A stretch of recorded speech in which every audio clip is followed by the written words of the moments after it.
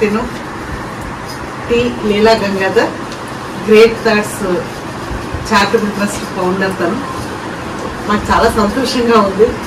ఎంత చిన్న పిల్లలు ఎంత కష్టపడి సమాజ సేవ చేస్తున్నారు. అంటే మనం అందరం కూడా ఆరోగ్యంగా ఉన్నాం, అవయవాలన్నీ సక్రంగా ఉన్నాయి, అయినా సరే సొసైటీకి పక్కవాడికి సహాయం చేయడానికి ఎంతో మందికి మనసు లేని పరిస్థితుల్లో, మనసు రాని పరిస్థితుల్లో మనం చూస్తున్నాం సొసైటీ. కానీ ఈ బాబు ఈ గ్రేట్ థాట్స్ చారిటబుల్ ట్రస్ట్ని పెట్టి శ్రీనివాస్ లాంటి యువకులని, ఇలాంటి వాలంటీర్స్ని అనేక మందిని కలుపుకొని చింతలగ్రహారం ప్రాంతంలో అనేక సేవా కార్యక్రమాలు చేస్తున్నాడు. మీ అందరికీ తెలుసు, మన Savitribai Phule educational and charitable trust తరఫున విశిష్ట సేవా సంస్థ పురస్కారం కూడా అందుకున్న యువకుడు.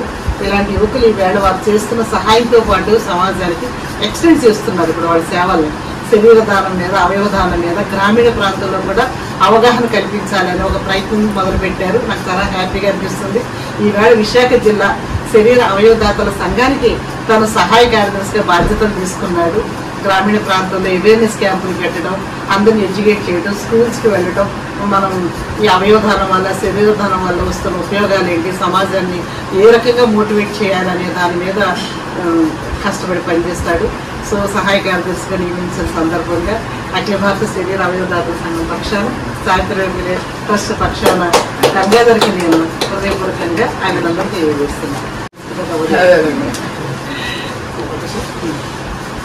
నాకు ఎంతగానో ఈ ఛాన్స్ ఇచ్చిన సీతమ్మలక్ష్మి అమ్మ గారికి మొదటిగా థ్యాంక్స్ చెప్పుకుంటున్నాను.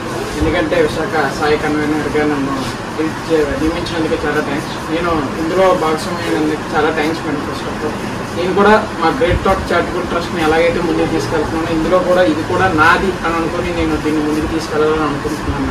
కంపల్సరీ మీ సపోర్ట్గా నేను ఉంటాను. Thank you. నేను ఇంకొక విషయం చెప్పాలి.